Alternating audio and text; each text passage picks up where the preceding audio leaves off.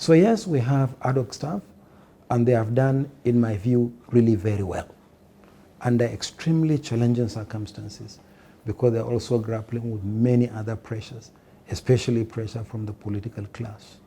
I keep saying that it's sometimes more challenging to conduct elections in a situation where you have democracy, but you have very few Democrats. People are just interested in being declared winners, that's all.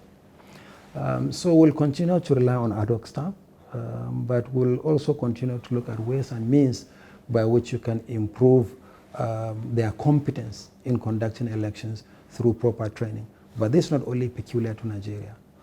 I don't know of any country, I keep repeating myself, that conducts national elections on the basis of the strength of its own workforce. You have to get some additional hands somewhere. The task is simply enormous, and therefore you cannot rely on the strength of your own staff. Secondly, even on facilities, take the case of the registration area centers, or RACs as we call them, which are staging posts to the delivery of logistics and personnel to the polling units on election day. These are in the main public buildings, not owned by the Commission. They are owned by state or federal governments or communities, because the Commission has been trying to ensure that all such places are public buildings, not private buildings. And then on top of that, you go to the polling units.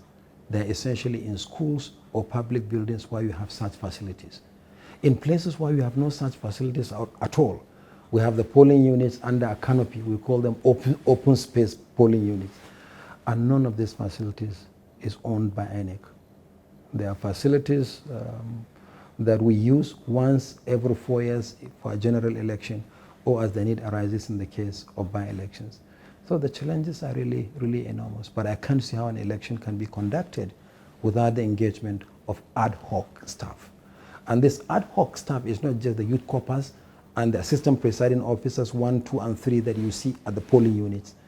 Even the vice chancellor that made declarations of election results are ad hoc, in the sense that they are not full-time or regular staff of the Commission. The collation officers that we deploy to the 8,809 wards nationwide are also ad hoc staff. So we'll continue to engage ad hoc staff. But what we should do is to continue to deepen the training and retraining of these officials so that there will be less challenges in the field on election day. Something that is linked to that is campaign finance.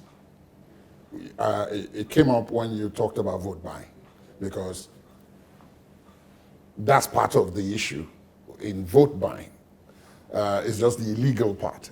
Now, parties are allowed to spend funds on their campaigns, but they are supposed to have limits. But in our previous conversation, you mentioned that, look, the reality is that the Commission, as present, cannot do that on its own. But that you were working, in concert with some of the agencies tasked with particular reference to financial dealings and transactions. How is that going? Well, there are two dimensions to the issue of campaign finance. One, you have limits of spending by individual candidates. And then you have expenditure by political parties. In the case of expenditure by political parties, parties are supposed to, 6 months after an election, actually render account to the Commission of the amounts they have spent. Some have done so, to be fair to political parties. Others haven't. In fact, some will even ask you, why should we bother to look into their books when they are no longer given any subvention by government? So there is that dimension of campaign finance. The second one is spending by individuals, and there is a cap. Under the Electoral Act, for instance, for a presidential election, the maximum is $1 billion. But how do you track such finance campaign spending? If, for instance, you take television adverts, so a candidate has advertised for a minute on television, you know the rate. Or it's a newspaper advert, you know how much a newspaper advert in color or in black and white cost. You can therefore track in that manner. But some of the adverts were not placed by the candidates themselves. They are placed by so many support groups and friends. So even if you are eventually able to come to a figure in excess of what the law says, you'll discover that there is nothing that you can hold the candidate to that is actually spent over and above what the law prescribes. Of course, there is a limit as to what individuals and corporate bodies can also contribute. But in some cases, you have different names of support groups, different organizations doing different things. So it's very, very difficult to track campaign spending. But it is very important for this nation to track campaign spending. Very, very important. Because we have to have a democracy in which it is not only open to the rich, people who have the money to spend. Ours must never be a plutocracy for only the rich. It must be a democracy of the people, for the people, and by the people. So whatever the Commission needs to do to ensure enforcement, that will be fantastic if we are able to do so. But again, it's part of the discussion that this nation needs to embark upon. How do we effectively track campaign and party spending? Well, it does look as if we're going towards the edge of a cliff. I'm not sure if you will believe me if I said the current limits which are imposed on campaign finance in that the way they are described as completely inadequate. In fact, the Electoral Act, which was not signed by the president in the run-up to this election, had made significant adjustment in those limits. But even those adjustments have been described as still inadequate. For example, on the program we ran in the run-up to the presidential election, we had several economists come on the program who said, look, for starters, any presidential candidate who would not spend 15 billion naira was not prepared to put party agents, for example, in every polling unit and area, because those people have to get paid, they've got to be transported to those places and so on. Now, if indeed the Commission is unable, either because of its personnel and so on, as you've explained, how do we do it then? I mean, I ask you not to put you in a spot, but because you've had the experience now of seeing how this works. Is there a way we can do it? I think it has to come in the context of a raft of reforms. Not just to say arbitrarily that nobody should spend above a certain amount of money. It's good to have ceiling for individual and party expenditure. But I think it has to come in the context of reforms generally. For instance, much of the expenditure is on the things that we described. The campaigns, for instance, advertisement or radio and television. Will there be some concession by media organizations such as yours when it comes to campaign spending? In fact, what I notice is that media organizations charge higher for political advertising than they charge for advertising for in other areas. So it has to come in the context of reforms generally, voter education. It has to come in the context of deepening the use of technology in elections so that those who contest elections can reach out to as many Nigerians as possible and cheaply in a more effective way. But for as long as it remains the way it is, I don't know what amount anybody can fix to say this is adequate for the purpose of prosecuting campaigns at whatever level, whether it's for councillorship or for presidential elections. But placing limits on campaign expenditure or tracking same is actually a tall order. We'll continue to do our best. We have engaged chartered accounting firms to audit the accounts of political parties. But sometimes, you know, what comes out of it, even by the way, by merely looking at the books, it's just a tiny fraction of what it is assumed that parties have spent, or it is assumed that individuals have spent. But it will be worse where there is no campaign spending limits. I support spending limits for political parties and for candidates. The issue is how do you effectively track the expenditure, particularly in an economy like ours, which is essentially cash-based. It becomes very, very difficult. And sometimes the more you improve on the political process and the political system, the more people think that, oh, money can do it. You know, look at all the innovation that the Commission has introduced, and look at also the drawbacks. Sadly, in Nigeria, vote buying became an issue simply because the votes are counting. So the only way to ensure that someone has voted for you is to follow that person to the polling unit and induce the person in cash. We have taken steps. At least I'm happy in the last presidential election, it wasn't as pronounced as it was in some of the off-season elections we conducted. I hope that with increasing voter education, voter sensitization, voter awareness, we'll overcome that. But tracking campaign finance is a big, big challenge. Would you like to see a reduction in the number of political parties? What number of political parties will you consider adequate? Because I've always been asked that question, and I've always asked, what number of political parties will you consider adequate? Well, it's not for me to decide that, but then one is asking the question on the basis of what are obvious challenges as experienced during the last elections. No, very true. Ideally, not all political parties are supposed to be national. But you know, all political parties are registered by INEC, and therefore, by definition, they are national political parties. If we introduce ballot access restriction, that a political party has to secure a certain threshold of votes before it can be on the ballot, then the party has to contest an election before it meets that threshold, or it fails to meet the threshold. There was a time when we had fewer political parties. Nigerians campaigned that the political space must be opened. The political space has been opened, and now here Nigerians saying that, oh, we should constrict the political space.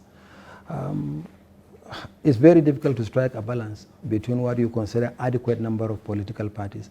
But I think going forward, what we need to do with appropriate constitutional and legal amendment is to see how we can enforce some restriction in terms of access to the ballot, so that you have political parties that sometimes, you know, just operate in a particular state or for a particular type of election, not necessarily in all elections.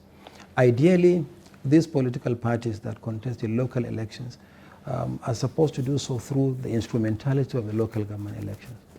But with the electoral commissions at state level the way they are, where ruling parties win everything at state level, it doesn't allow smaller political parties the opportunity actually to flourish at that level. But the question at the end of the day is, what number of political parties will you consider adequate for Nigeria? It's a big question, and there is a big debate around it. And for a country the size and complexity of Nigeria, can you just do with just a handful of political parties? There was nothing we have not tried. We had fewer political parties who complained. We have a number of political parties. I hear some people actually complain. So the discussion will continue. Persons with special challenges, you spoke about that a little at one of the briefings you had in the run-up to the presidential election. Persons with special challenges, sighted, ear, the deaf, the dumb, you know, people with physical challenges and so on. Again, a large population of people under that umbrella. They commend INEC for at least recognizing that they're there and to bring them into the process in the most recent, but of course they had questions, they had challenges. For example, we spoke to a sight-challenged person, one of their leaders actually, who said, look, the issue of the Braille papers, they didn't get any training, they didn't get any information and so on ahead of the election, how to use it and where it was going to be available and so on. Again, now looking forward, how do you think that best can be, you know, looked at? Because I remember you saying that it's a big challenge because different things apply for different types of challenged people. So how do you walk your way around that? Well, let me say that the Commission is an equal opportunities public service institution. And the beauty of democracy is that it must be inclusive.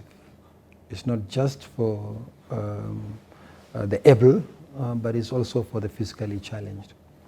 The obviously physically challenged, because in one way or another we are all physically challenged. Now, there are different groups that represent different groups of people or persons living with disabilities, and we have been engaging with them. There is a whole committee of the Commission responsible for outreach and partnership So we have this outreach and partnership with all manner of groups, and we have been asking them, what is it that we can do to make the electoral system more inclusive? Those who are on wheelchairs, for instance, said, we find it very difficult to access your polling units on election day. Can you construct ramps? But you see, in the main, these are not facilities owned by the commission, that the commission can go around constructing ramps. Maybe we need now to have big-time discussion with the owners of these facilities, particularly the public buildings. They are owned essentially by state and federal governments and communities, to construct ramps, not just for use on election day, but for everyday usage, so that it's useful when we do elections and we identify a place as a polling unit. So in that area, we haven't made much progress, because these are not facilities owned by INEC. They are facilities that we use once every 4 years or as the need arises. The second area is the albinos. There is a foundation responsible for albinos, and they approached the commission to say that in the middle of the day, our members find it very difficult to identify the logos of political parties on the ballot papers. So we asked them, what can we do? They said, introduce magnifying glasses. So beginning with the Anambra governorship election, we introduced magnifying glasses. And since then, magnifying glasses have been deployed in all elections, Ekiti, Oshun, and the general election. But you can't deploy magnifying glasses everywhere. No, we cannot deploy everywhere, but what we have tried to do is to provide at least one per polling unit. Even that one is difficult. But going forward, we worked with the president of the Albino Foundation to say, can you give us statistics of places where you have the largest concentration of your members, so that we can specifically target those places with this kind of intervention. And to our great surprise, he provided us very useful statistics. Very, very useful statistics indeed. So when it comes to the visually impaired, they said, yes, there are some members of the association that can read Braille. Can we print the ballot papers in Braille? We did not quite succeed in printing ballot papers in Braille, but beginning with the Osun election, we introduced the Braille jackets. It's like a facility to assist them vote unaided. It has the acronyms of the political parties in Braille. It's a jacket. And there is a perforation beside the acronym of the party. So you slot in the regular ballot paper into the jacket. And those who have been to special schools and can read Braille can actually identify the acronyms of their parties, and because of that perforation, can vote unaided. Once they vote, they remove the ballot paper from the jacket, fold it, and drop it into the ballot box. But this is, again, a facility that only those who have been to special schools can enjoy the facility. Those who have not been to special schools will vote in the usual way, assisted by a trusted person that they bring to the polling units on election day. After that, then the deaf approached the commission to say that, yes, we can see, but we can't hear. But we also have symbols that those who have been to special schools can read with unaided. And so we introduced the poster, a poster for the deaf during elections. And we deployed these posters for voter education before the 2019 general elections. We'll continue to work with all associations representing the interest of the physically challenged, so that we make the processes more inclusive. And we welcome further suggestions that will enable us to make this more inclusive, not only for them to vote, but also for them to be voted for. Because it's not just about the ability to vote. They should also, in their own right, be voted for. So we'll continue to improve access and participation for the greater majority of Nigerians in our electoral process. As we wind this down, I want to ask you, and this may be a bit personal. Many people ask the question, why would someone take up the job of INEC chairman? For the most part, it's thankless. You're on the criticism table of everyone. People are constantly looking out for your errors. They ignore whatever it is that you probably have achieved, and at the end of the day, when you walk away, when you do, there's always that little bit left. That's apart from the physical exhaustion and so on. You've been at it now for almost 4 years. Do you feel that way? Or you feel differently? Let me answer you in this way. In 2007, we were invited to help reform the nation's education sector. And I met a friend from the public sector who just looked at me and said, don't you feel cheated for the kind of salary that they give you and for the kind of education that you have acquired? I said, no, I didn't feel cheated at all, and I will never feel cheated because I was doing what I was doing in the public interest. For me, nothing brings joy to me like public service. Yes, INEC job can sometimes be thankless and is very, very challenging indeed, but someone has to do it. If it falls on me to do it, I'll be very happy for the opportunity to serve this nation for the period that I'm able to serve on the basis of the provisions of the law. So I understand the challenges involved. That's why if you notice during the daily briefings, I paid special tribute to my colleagues who are chairmen of electoral commissions from other parts of Africa who came to observe our elections, because they, more than anybody else, understand what I was going through, just as I also reasoned with them when I visited their countries on the eve of elections. It's an opportunity to serve the nation. I'm very grateful that I'm serving in this capacity, and I will continue to do my best for the period that I'm privileged to serve this country. It's difficult.